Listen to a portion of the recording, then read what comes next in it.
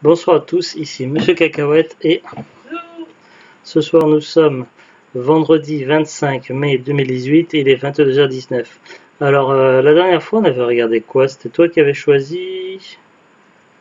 Je sais plus c'était quoi la semaine dernière. Ah si c'était avec une histoire de téléphone là. Phone Game. Là, c'était moi qui ai choisi. Donc, il s'agit du film Very Bad Things, à ne pas confondre avec Very Bad Trip, puisque les deux titres de films ont une consonance qui se rapproche, sauf la fin. Donc, c'est Things pour celui-là et Trip pour l'autre. Alors, celui-là, il avait été acheté à cash, je sais plus il y a combien de temps, un certain nombre de mois. Des fois, il y a toujours des micro-rayures, tout ça à cash. On n'arrive quasiment jamais, à part, sauf quand c'est sous blister, à avoir vraiment parfaitement sans aucune rayure. Et bien, il est passé nickel, du début à la fin, sans problème, sans que ça saute. Very Bad Thing, donc c'est un film que je connaissais, donc qui est sorti en 98, je crois, si je dis pas de bêtises. Je l'avais vu en DVD il y a très longtemps. C'est un film que j'avais emprunté à mon père et que j'avais bien aimé. Il y a un certain nombre de ressemblances avec Very Bad Trip. Alors, est-ce que Very Bad Trip s'en est inspiré ou a légèrement plagié pour certaines choses dans le début, ou est-ce que c'est purement une coïncidence, puisqu'il y a peut-être d'autres films qui abordent un petit peu la même schématique. Je ne sais pas trop. Donc là, c'est avec ce film-là, avec Cameron Diaz, Christian Slater, et d'autres acteurs, donc Jen Triplehorn, Daniel Stern, Jeremy Piven et Leland Orser pour les acteurs principaux. Donc un peu comme Very Bad Trip. Donc par contre Very Bad Trip ils sont à 4, dans celui-ci ils sont à 5. C'est 5 potes dont un qui est un peu moins pote que les autres puisque c'est le frère d'un des potes du groupe de 4. Il y a également une histoire de frère ou de beau-frère, je crois, c'est un beau-frère dans Very Bad Trip. Donc il y en a un qui va se marier, donc Very Bad Trip aussi. Pourquoi je vous parle de Very Bad Trip? Parce que la plupart des gens connaissent ce film qui a eu tellement de succès, tellement de bruit. Celui-ci a dû avoir aussi un certain succès à son époque, mais voilà, à l'heure actuelle, en 2018, tout le monde connaît Very Bad Trip, ou presque tout le monde, et sauf que Very Bad Things s'est fait un petit peu oublier. Alors là, avant de vous lire le synopsis, c'est vrai que j'ai un petit peu envie d'aller dans les similitudes pour voir. Donc là, il va y avoir un mariage, donc tout ça, donc enterrement de vie de garçon. Donc ils vont à Vegas, ils vont faire la fête, picoler, se droguer. Donc là aussi, comme Very Bad Trip, normalement c'est plus. Je devrais, mais comme là c'est ce film-là que je montre, donc c'est vrai que quand je dis comme, c'est pas celui-là qui a copié, c'est Very Bad Trip qui a copié. Donc là, par contre, il y a une histoire de prostituée. Sauf que dans Very Bad Trip, dans le premier en tout cas, j'ai pas vu le 3, j'ai vu le 1 et le 2.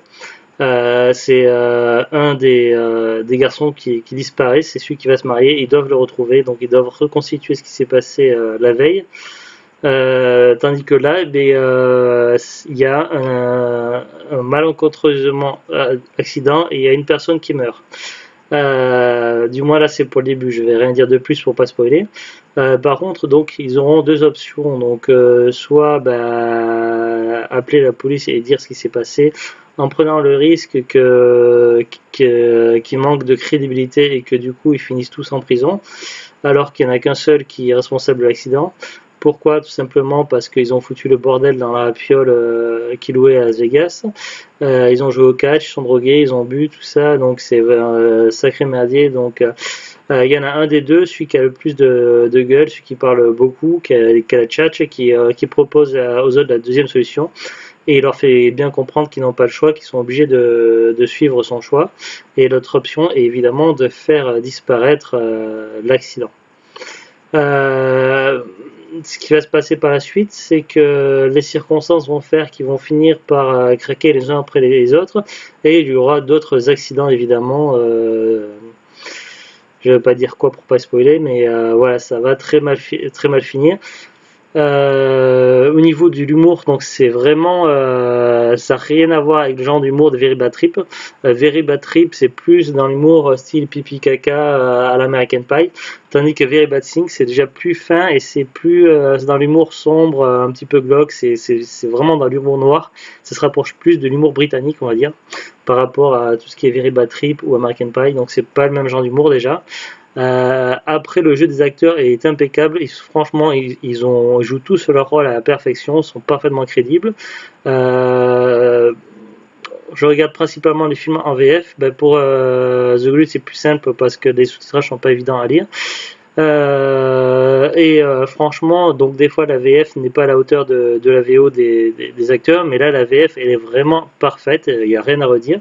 Que ce soit le doublage, le jeu des acteurs, la mise en scène, la réalisation, franchement, il n'y a rien à redire. Ce film n'a pas vieilli, donc c'est juste un parfait.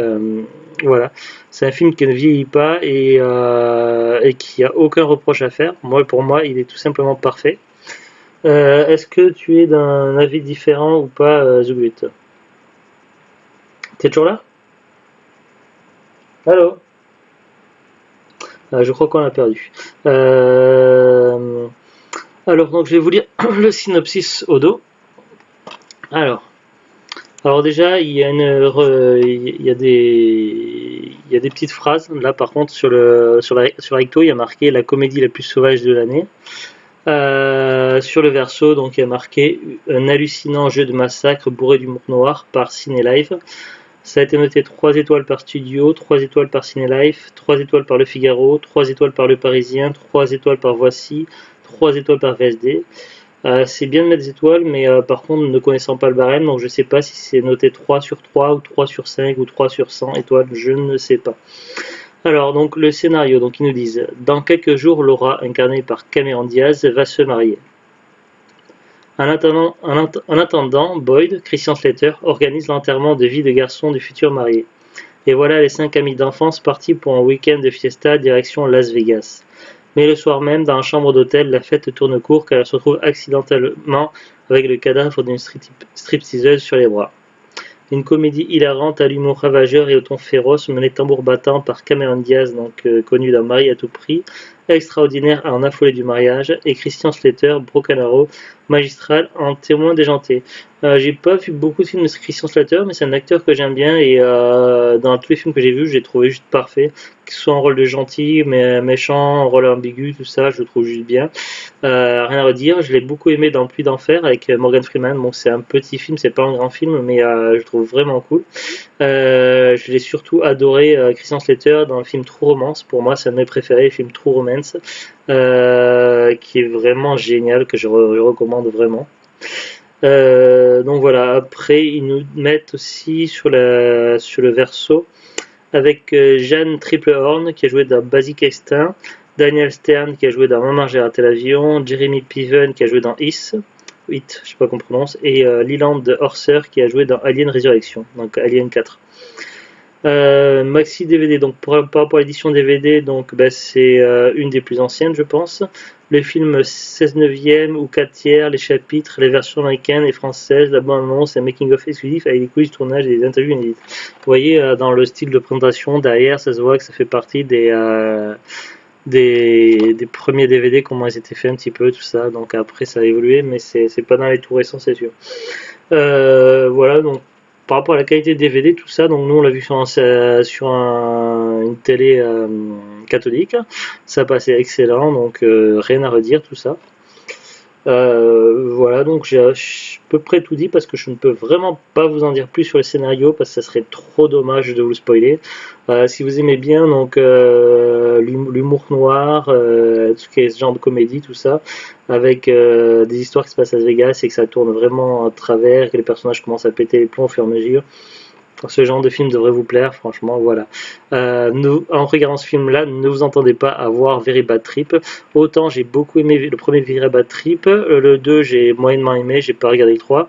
Autant ces deux films ne sont pas comparables, je classerai Very Bad Thing bien au-dessus, ça n'a strictement rien à voir. Et de toute façon, c'est pas tout à fait le même genre de film, donc c'est compliqué à comparer, mais pour moi, ce film est bien au-dessus. Voilà, donc pour moi c'est avoir les yeux fermés, mais plutôt ouverts, sinon vous ne verrez pas l'écran. Voilà, il est vraiment cool, les acteurs sont super, donc voilà, c'est un super film pour moi, c'est un classique à garder dans l'étagère, à voir et à revoir. Voilà, voilà. Sur ce, donc, je vous dis à bientôt et au revoir. Au revoir.